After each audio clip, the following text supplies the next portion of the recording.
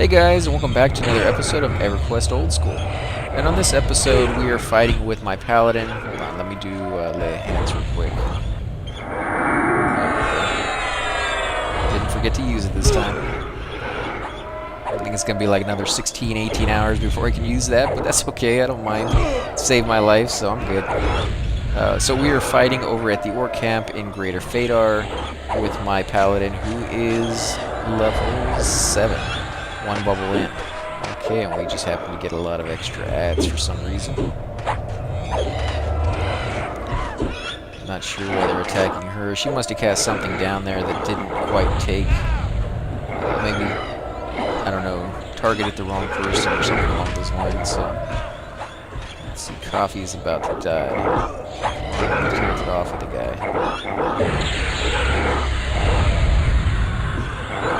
There we go. And we probably would have been fine with that fight if we hadn't got those extra 3 ads. That can be pretty messy there.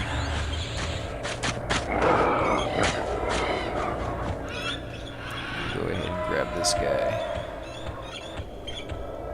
So this camp is actually pretty good. You can level up pretty quickly. Not that you're in a rush, but you know, it's constant pulls for the most part now.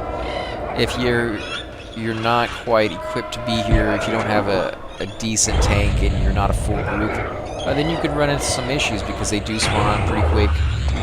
And you know, as you saw below, one of the camps has 3 spawns that you have to take out at the exact same time when you're breaking it. But if you can't do that when you have that camp right there in front of you, which usually has 2, and then there's one over here that has 2, so there are some easier ones that you can do. Also, a lot of classes will get lull or pacify at a pretty low level, and because of that, you can use that on a creature. What that really does is it lowers their aggro radius. It lowers their aggression towards you or anybody else, any other creature.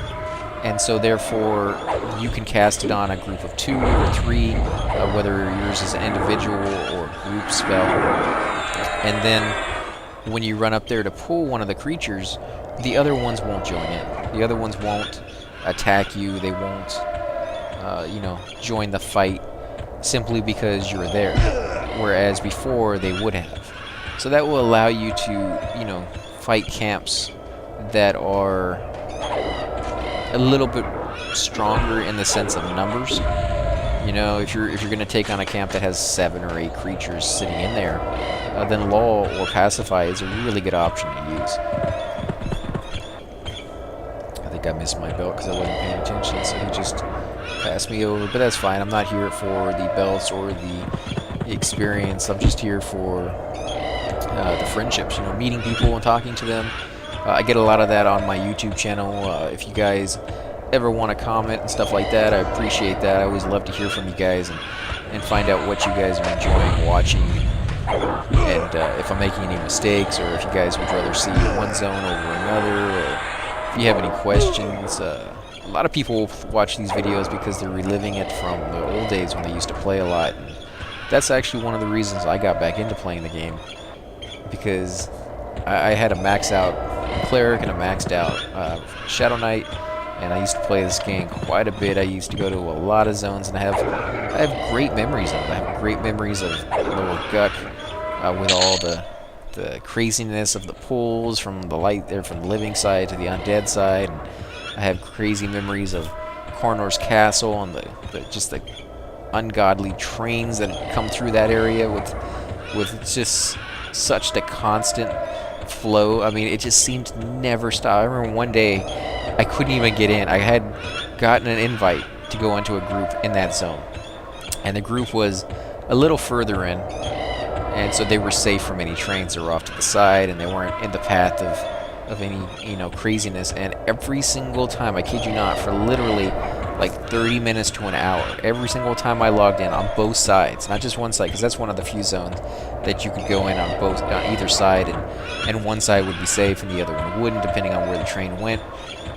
Every single side was just train after train after train after train, because it's a domino effect in that zone where, you know, somebody would die and the group left, and and they would go in and try to get the corpse, something bad would happen. Their invis would break, something, or if they're trying to sneak around a room or a corner and try to do it without an invis.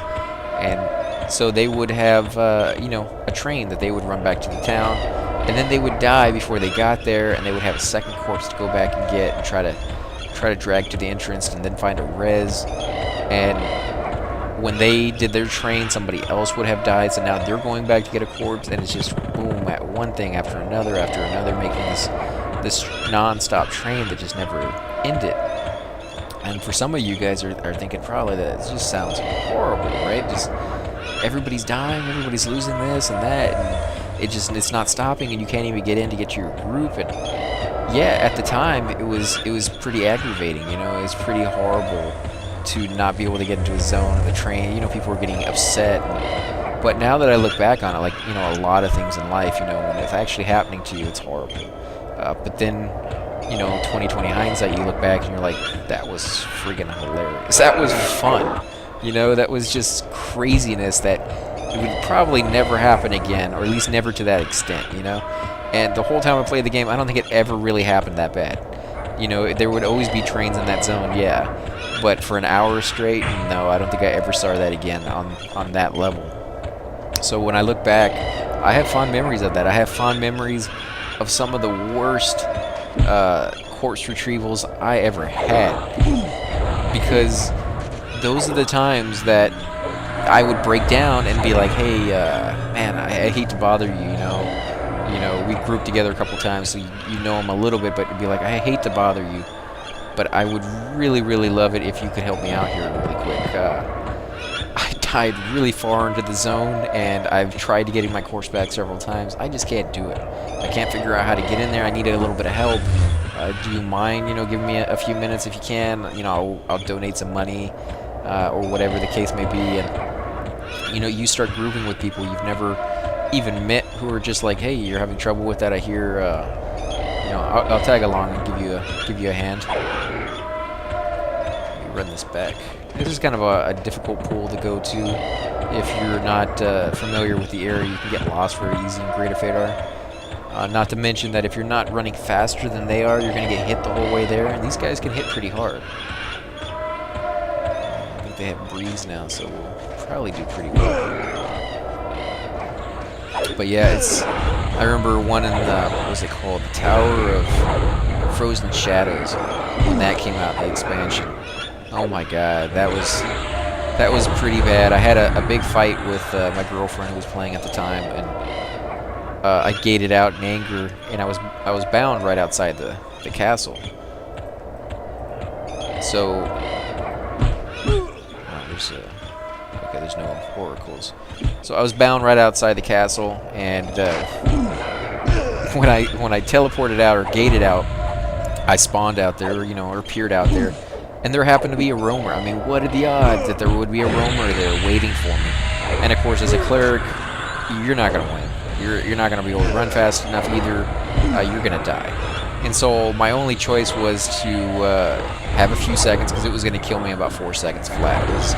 That's a pretty hard zone right outside the tower anyways, and you know, you're a cleric, so you're going to take hits pretty hard, and you're not going to deal it out fast enough. So even though I was pretty well equipped and I went on plenty of raids and survived all of those, I died in about 4 or 5 hits, and I didn't really get that far, but I was like, okay, it won't be that bad because it's a roamer. It's not going to be there next time I get there. So I ran it as far away from where I spawned, because I'll spawn right at my gate, you know, where I bound myself, so that I won't get aggro on it again. Didn't quite get far enough, because as soon as I came back, and this is the early days when you're using telephone wire, the DSL, to connect, so it would take you a minute and a half sometimes, or longer, and I'm not even kidding with that, to load. I remember zones. I hated going to another zone because I was like, there might be a good group over there, but I have to sit there for a minute, 2 minutes, sometimes longer. Sometimes I think the longest I sat there for was like 5 minutes, waiting for my computer to connect and download whatever it needed to download so I can get to another zone. And, you know, they improved upon that. I don't know what they did to to shorten how much information or whatever you needed to go to another zone, but they did improve upon that later on with further expansions and things. But in the beginning, it was so long, and so there would be times where I'd be like, I want to go to that zone, but I don't want to spend the time it takes to get there simply in the load screens. So I don't know, it was just one of those things you had to take into consideration. But it definitely was a fun game to play, and I have a lot of fond memories of this game in a lot of different places.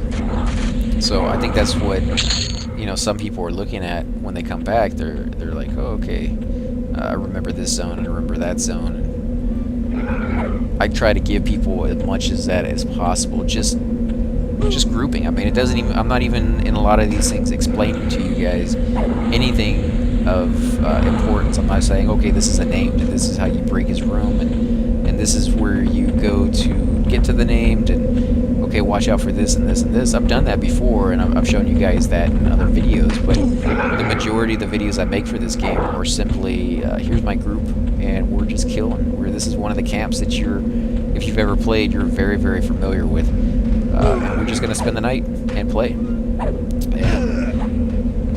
that is something that brings back memories for me, because that's how I did it. I never went to a camp for the first probably 3-4 months of my playtime for this game when it first came out, with the intention of ever getting loot. Whether I went there is because a friend invited me, or I was making friends with the people who were there. And I've mentioned this several times in other videos. That is the reason I play these games, is the connection I make with other people.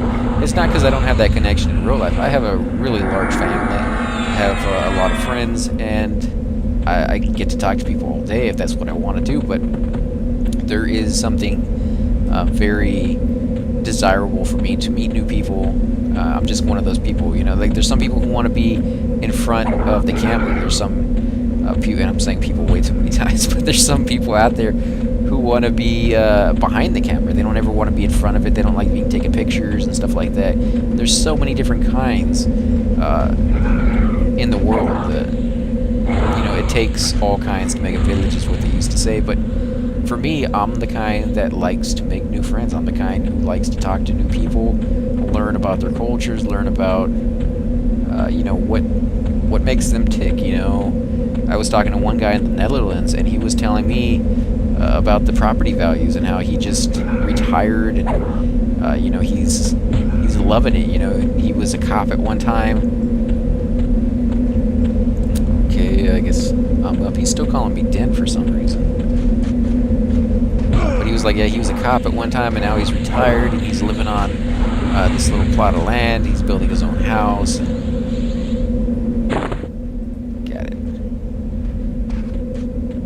And that's cool. I mean, I probably never would have met him if it wasn't for, MMOs. I never would have met or talked to or got to learn about, the things that interest him and just expand my knowledge. It's easy to forget or stereotype people when all you get your information is from one source, the news, the newspapers. You hear all this negative stuff out there, and it's, I hate watching the news, I hate reading the newspaper for that reason. I do because I like to stay informed, but I have to remember, and I still do, is that it's just one opinion, it's just one place, it's not a fact. These guys don't deal in facts anymore. If anybody's ever read the newspaper or watched the news on TV in the last probably like 8-9 years, there's almost no facts in there. It's all opinions. It's all the, hey, this is what I feel about it. Let's laugh about it for 20 minutes in the morning while we drink coffee. That's pretty much what I do on these videos, is I just talk to you guys. It's entertaining. That's exactly what it is. It's entertainment. It's not news. And so I like to get my information from the source. I probably shouldn't pull that.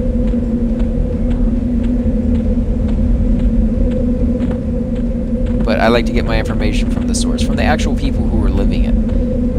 Whether it's watching videos on YouTube of the people who made, the clip about how to garden because they're literally growing that food, or, the problems they're running into when they're installing a shelf from from Best Buy. You know, they just bought a computer shelf and they're trying to put it together. And, oh, by the way, there's 4 screws missing, and they happen to be the most important ones. If you run into that problem, it's not a coincidence. It's something the manufacturer forgot to do.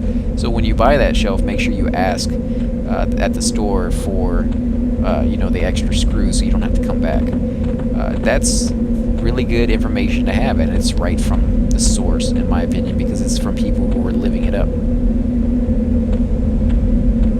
I just got one. Hold on a second, guys.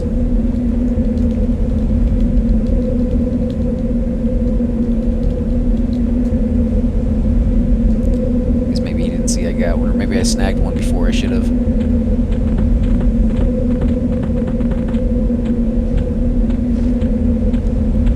But yeah, you know, that's just me. I'm one of those people who like to talk to others. And I didn't always used to be that way. In fact, I was really shy when I was a kid, and I still somewhat am in large groups and large spaces with a lot of people in them. But you know, for the most part, I really enjoy interacting with other people. It's amazing, and they all are different, but the same in so many ways, and you really learn a lot about yourself as well as a lot about the world because of it. And so this is just one of the best mediums that I've ever found. You know, I can watch videos, but I don't actually get to interact with those people. I don't get to ask them questions, you know, in real time and be like, hey, you know, what's the weather like? Just common, you know, run-of-the-mill small talk questions that it's just amazing, because it's the small ones, the small questions that show the most. You know, you ask somebody what's the weather like, and see what the reaction is. You know, is it, oh, it's hot again here. You know, it's always hot, you know, or it's been raining for the last 15 days straight. You know, I mean, that tells you all you need to know. They don't really like the rain. Oh, they don't really like the snow. They're getting quite a bit of it over there. He's probably been stuck inside quite a bit. You know, things of that sort. It really starts the conversation rolling and be like, oh, what, you guys, you know, can't drive around? You guys don't have snowplows? What's the deal over there? And they're like, nah, we're not that big of a city. We can't really afford that many snowplows. They get the government buildings and nothing else. Or, you know, I mean, you hear about governments being these evil people in other countries, and your country government is always the best. You know, it's always number one, no matter where you live, whether it's the United States or Australia or England or, you know, all the other countries. I'm not trying to leave any of them out and just name Western countries or anything like that, but every country always tells its citizens that we're the best, you know, and they try to get that point across early on. And talking to other people from other countries helps me, you know, just really realize that, yeah, I mean, every country has its goods and every country has its bads, but I don't really think there's any one country out there that's the best. There's some countries that I believe that they have a lot of things that I enjoy. You know, freedom is one of the things I wish everybody had, but if there was literally a person out there who was so adamant and educated and said they didn't want freedom and this is the way they wanted it, I mean, to each their own. I mean, everybody has to make that choice. And I don't want to, because if I force freedom on somebody, then it's the exact opposite of freedom. They have to make that choice. So it's just cool, you know. That's all I really can say about it without repeating everything that I've already said, you know. So again, guys, I think I'm going to end the video here. And if you like these episodes or these strange topics that I'm getting on lately, go ahead and leave a comment below. I'd love to hear your guys' opinions on it. Find out if you prefer that I keep the conversation to just what's going on in game, or if you like it when I, you know, kind of branch out and talk about some of the stuff that happens to be going on with me that day, or things that I hear about in the news. I kind of usually just try to stay away from politics and religion, just because that's a hard subject to talk about with people, because it can just anger so many. So again, guys, I want to thank you for watching, and if you like these videos, please take a moment to hit the like button and subscribe. Definitely helps my channel grow, and I'll catch you on the next video.